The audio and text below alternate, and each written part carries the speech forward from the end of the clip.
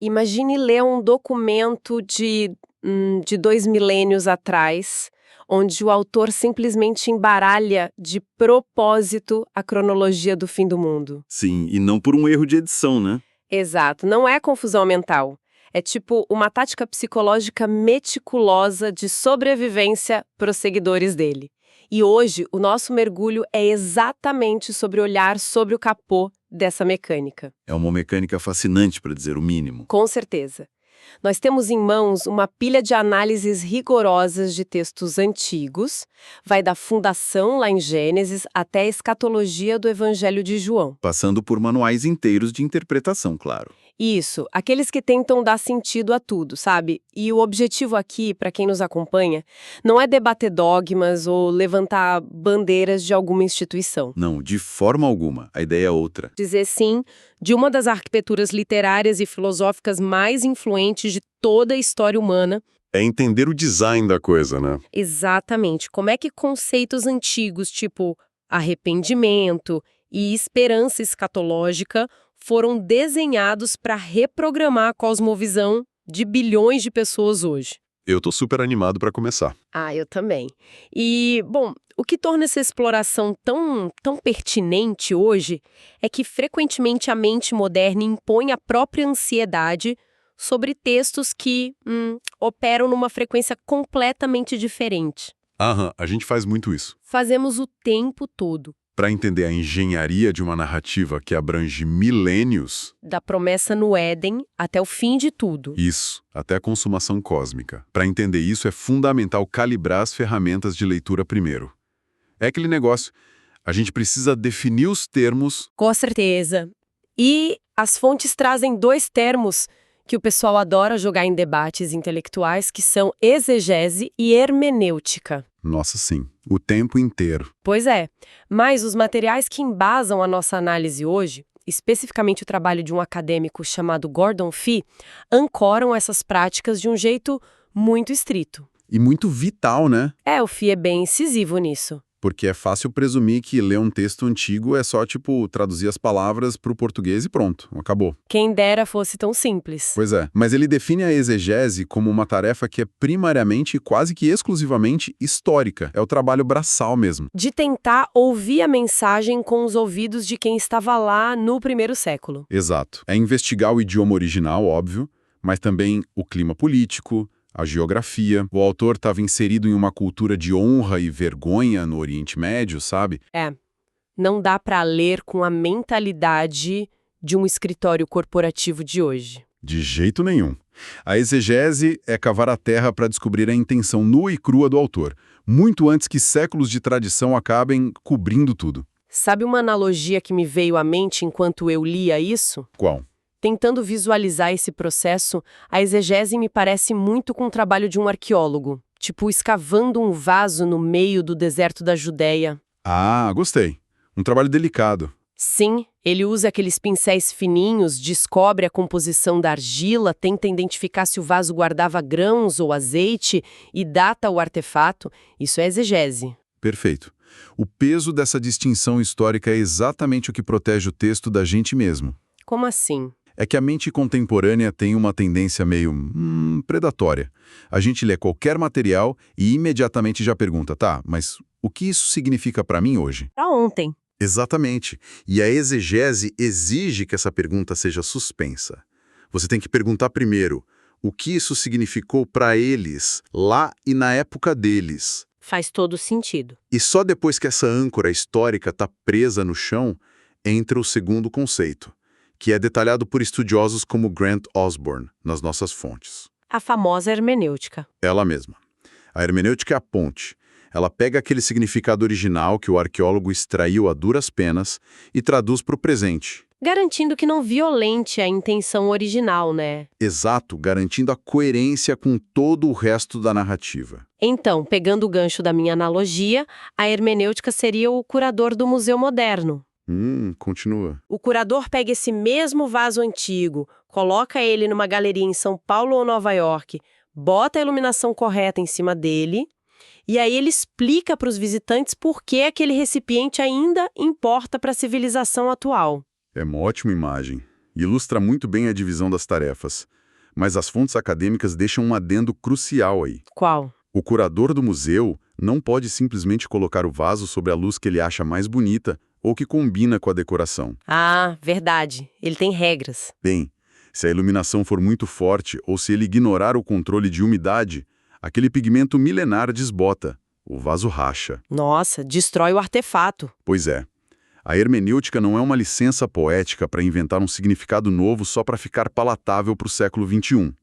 É a ciência de traduzir o impacto do significado original. E se a pessoa pular a exegese? Aí entra no que eles chamam de exegese, que é injetar no texto as nossas próprias ideias.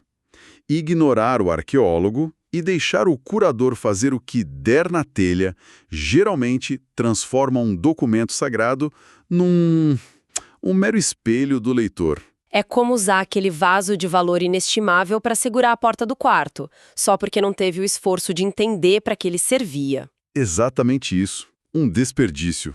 Bom, uma vez que um método está claro para quem nos escuta, tipo escavar primeiro, aplicar depois, a gente pode olhar para o quadro geral. Sim, vamos à narrativa. Porque a premissa fundamental defendida por esses autores é que os 66 livros que compõem a Bíblia não são uma antologia de contos morais desconexos. Não é um monte de fábula solta. Não, eles formam um design contínuo, uma única macronarrativa tecida pela dinâmica de promessa e cumprimento. E a fonte sobre Gênesis aponta para um evento de ignição bem no começo. O chamado proto-evangelho, certo? Isso, logo depois daquela queda inicial da humanidade, lá em Gênesis 3, tem uma primeira promessa de que a semente da mulher esmagaria a cabeça da serpente. E a partir dessa única linha, toda a estrutura do Antigo Testamento passa a funcionar como uma grande sombra projetada. E o Novo Testamento surge como a realidade, a substância que estava bloqueando a luz esse tempo todo e fazendo a sombra. Essa imagem das sombras é fantástica nos textos. A metáfora que eles usam muito é a do nascer do sol, né? Sim, eu achei isso brilhante. Todo o período pré-cristão é descrito como a luz da manhã. O sol está surgindo ali no horizonte. Exato. Os raios estão quebrando a escuridão, mas por causa daquele ângulo baixo do sol, tudo projeta sombras super longas e meio distorcidas. O sistema de sacrifícios, as leis do tabernáculo, os profetas. Tudo isso são sombras da manhã de algo maior que está por vir. Até que, no Novo Testamento, com a chegada do que eles chamam de Logos... O verbo encarnado. Isso. O sol atinge o ponto mais alto. É o meio-dia da história.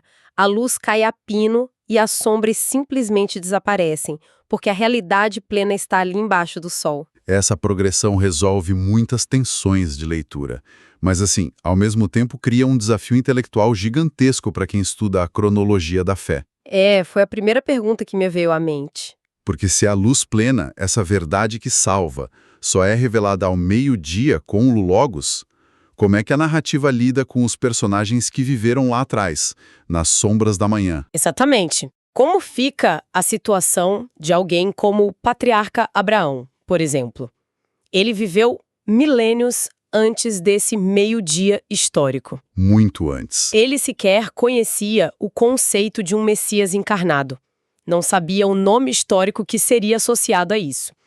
Como a justificação opera no indivíduo lá no alvorecer dessa linha do tempo? Eu confesso que fiquei impressionado com a solução que os textos apresentam porque é muito elegante. Ela unifica o mecanismo, não importa a época histórica. Conta mais sobre isso. Abraão não foi justificado por ver o sol ao meio-dia, até porque seria historicamente impossível para ele não estava lá. Certo. A mecânica se baseia na fé ativa na promessa da luz.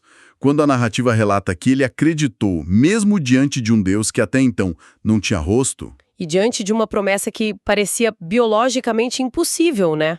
A de ser pai de muitas nações quando já era super idoso. Exato. Ele estava, na verdade, depositando confiança na sombra. A direção do olhar é que muda. Como assim? Os leitores contemporâneos olham para trás, olham para o cumprimento na história. Abraão olhou para frente, para a promessa do que viria.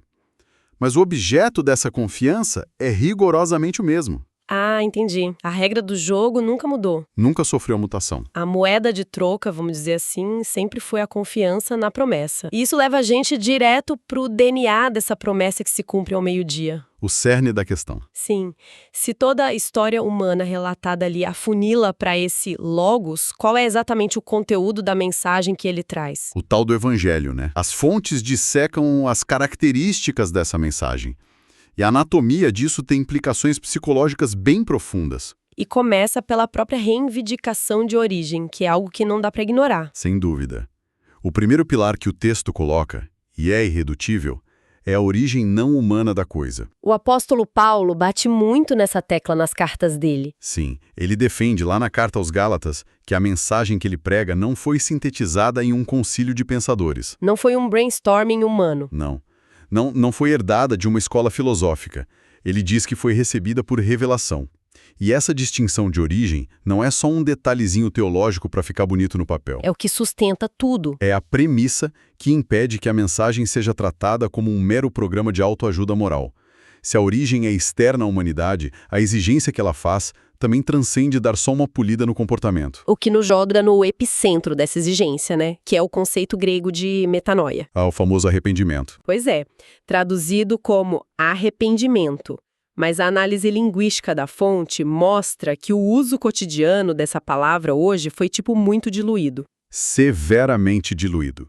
Hoje as pessoas se arrependem de não ter comprado uma ação na bolsa quando estava barata. Ou se arrependem de ter falado alguma besteira numa festa porque passaram vergonha.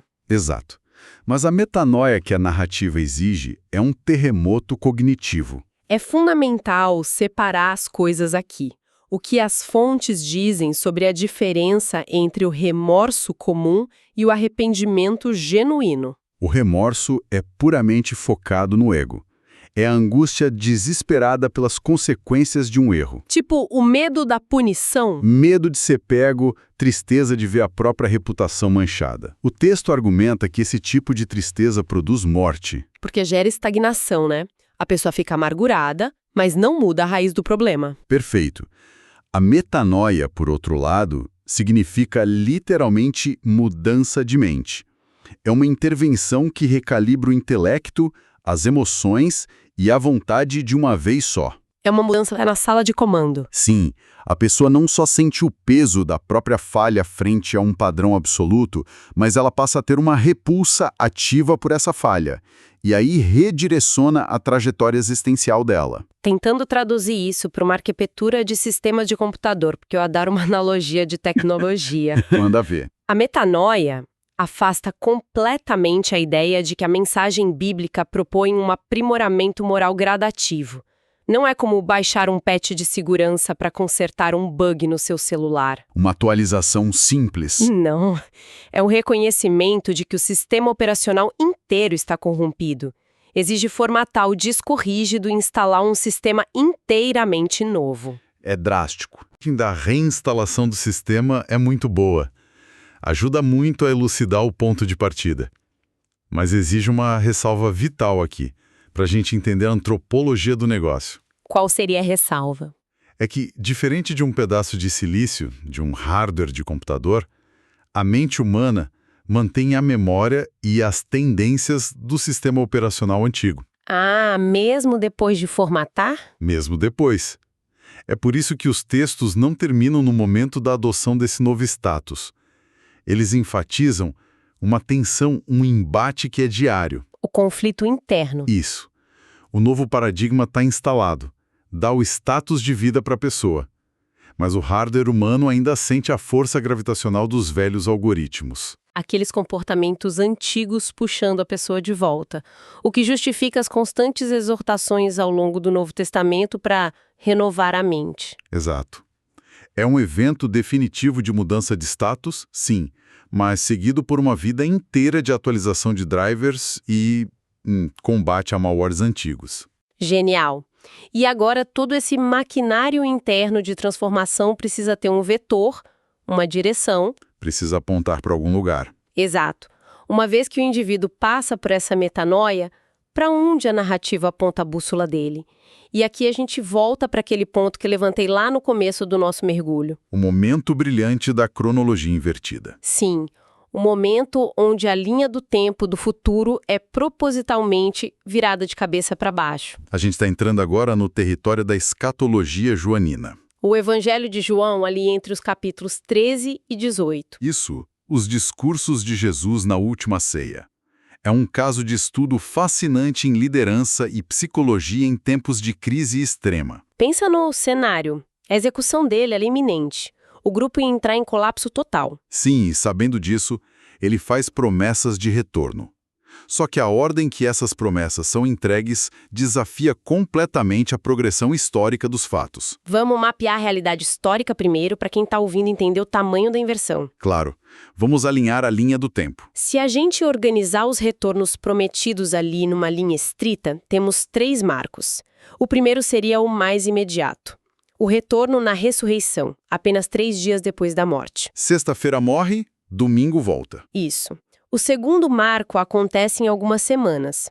É o retorno através da descida do Espírito Santo que ocorre no Pentecostes, 50 dias depois. E o terceiro? O terceiro evento é o grande retorno definitivo, físico e cósmico para um encerramento da história.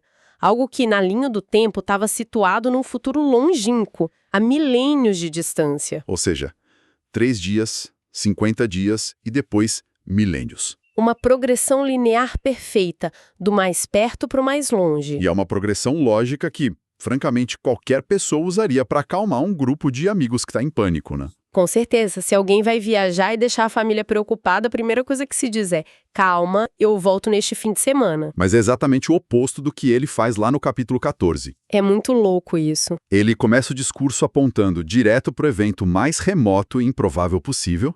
Ele diz que vai preparar moradas na casa do Pai e que um dia, lá no fim dos tempos, vai voltar para levá-los. O fim do mundo antes de falar da próxima terça-feira. Pois é. Depois, ele fala sobre o retorno invisível através do Espírito Santo. E apenas muito depois, no fluxo do texto, quase como quem diz: a propósito, ele menciona o reencontro em 3 dias. Por que fazer isso? Porque apresentar as moradas eternas e o fim do mundo antes de explicar a dinâmica do próximo domingo para um grupo desesperável. As fontes trazem um insight brilhante sobre isso. Essa desconstrução cronológica é uma intervenção necessária no imaginário político dos discípulos. Imaginário político. Explica isso. O contexto lá do primeiro século, sob o domínio de Roma, era um caldeirão de expectativas nacionalistas. Tinha movimentos como os zelotes que inflamavam a esperança de uma rebelião armada. Ah, o pessoal queria expulsar os romanos na força. Exato. Aqueles homens seguiam a mensagem, aguardando o colapso imediato do Império Romano e a instauração de um reino terreno lá em Israel. Onde eles provavelmente seriam os ministros de Estado, né? Tinham altos planos. Claro, a expectativa deles era puramente política e, acima de tudo, imediata. Então, se ele dissesse, fica tranquilo que eu volto em 3 dias logo de cara, a imaginação deles não sairia da geopolítica. Eles pensariam, beleza, sexta-feira a gente sofre o golpe de Estado, mas no domingo a gente assume os tronos lá em Jerusalém. Exatamente, eles iam ficar acampados no quintal esperando para começar a tática de guerrilha. Faz tudo sentido. E quando Roma contra-atacasse de verdade? Ou quando os anos passassem e a perseguição aumentasse barbaramente? A fé deles desmoronaria, porque o escopo da esperança era curto demais e ia quebrar na primeira frustração histórica. Uau! Então mudar a ordem da lista muda tudo. Muda o foco. Ao colocar o futuro definitivo, esse evento de preparar lugar fora da história humana, no topo da lista, o foco dele sofre um choque de realidade. A âncora é lançada na eternidade, não na terça-feira seguinte. Exato. A esperança passa a ser algo inabalável pelas flutuações dos impérios.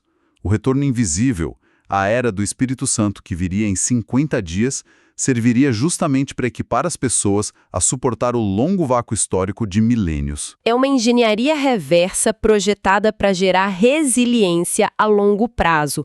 É de uma sofisticação tremenda se você parar para analisar. Dá a garantia máxima logo de cara para que o trauma brutal do presente seja, contextualizado. E isso não foi feito para gerar um escapismo cego de ficar olhando para as nuvens.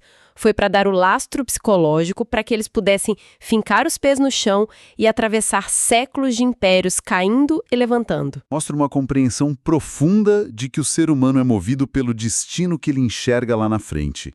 Se o fim está garantido, o caos no meio do caminho se torna suportável. Sensacional! E acho que isso nos permite vislumbrar o arco completo que a gente desenhou até aqui nas nossas análises de hoje. Fechando a conta da nossa jornada, né? Isso. Nós começamos reconhecendo a importância de usar as ferramentas certas. A escavação histórica implacável da exegese E a iluminação super cuidadosa da hermenêutica. para não transformar textos antigos num mero ventríloco das nossas próprias ideias modernas. Um perigo constante. Depois nós vimos que essa tapeçaria literária enorme tem um fio condutor, ligando as sombras lá no começo, em Gênesis, até a luz implacável do sol ao meio-dia. A dinâmica de promessa e cumprimento. Mergulhamos também na antropologia da metanoia, entendendo que o que é exigido não é uma maquiagem moral, mas um colapso e uma reconstrução de todo o aparato humano. O novo sistema operacional. E, por fim, desvendamos como essa esperança foi intencionalmente posicionada na eternidade, para sustentar uma maratona através do tempo. É uma jornada e tanto. Sai lá das minúcias da tradução histórica de palavras gregas antigas e alcança os dilemas mais íntimos da nossa existência. Totalmente. A estrutura não tenta esconder ou evitar o sofrimento do tempo presente, mas meio que encapsula ele dentro de um propósito superior irrevogável. E olha, falando em tempo presente e eternidade, tem um último conceito aqui que foi tangenciado pelas reflexões filosóficas nas fontes, e ele fornece um desfecho perfeito para quem está ouvindo a gente. Aquele conceito do tempo, certo? Esse mesmo. O filósofo Josiah Royce, junto com outros pensadores da teologia do tempo, utilizam uma expressão em latim chamada totum simulo. Que significa tudo junto ou tudo ao mesmo tempo. Exato. Eles usam isso para tentar tatear como seria a experiência divina da realidade. E é algo vertiginoso. É um conceito que desafia a nossa percepção linear de tudo. A física e a filosofia concordam que nós experimentamos a realidade como se estivéssemos dentro de um trem em movimento. Sim, um trem rápido. E a gente só consegue ver a paisagem que passa pela nossa janela naquele exato milissegundo. Nós estamos completamente aprisionados nessa esteira rolante dos relógios e dos calendários. A gente não tem como sair. A gente só sabe o agora. Mas a premissa teológica para o autor dessa grande narrativa é que ele habita fora dessa esteira. A eternidade, nessa visão filosófica, não é apenas uma quantidade infinita de dias e anos acumulados. Não é um tempo que não acaba mais. Não. É a ausência absoluta de tempo. É uma dimensão onde o tempo simplesmente não existe como barreira. O que significa que, para ele, o início lá no Éden e o estrondo final da história não estão separados por milênios. O quadro inteiro está aceso de uma só vez. Tudo junto. A sinfonia de toda a existência não é escutada notinha por notinha, compasso por compasso, como a gente faz. Ela é compreendida e absorvida num único acorde majestoso. Um único acorde inquebrável. E isso deixa uma provocação muito forte para quem está acompanhando a gente continuar refletindo depois daqui. É para fritar a mente, num bom sentido. Pensa bem, nós vivemos esmagados pela incerteza da próxima terça-feira. A gente sofre por antecipação, tentando adivinhar como o nosso próprio futuro vai se desenrolar. Aquela ansiedade crônica. Sim. Mas, se a consumação final da história já é uma realidade cristalizada nesse totum símbolo da eternidade, se o autor já enxerga o painel inteiro totalmente finalizado, como é que isso deveria recalibrar o peso da nossa ansiedade cotidiana? Boa pergunta. Se o fim já está ancorado lá de forma segura, talvez essa angústia desesperadora de estarmos presos na página de hoje seja só uma miopia do nosso foco temporário. Fica aí a reflexão para expandir os horizontes. É uma excelente forma de ver as coisas. Bom, a gente fica por aqui. Até o nosso próximo mergulho.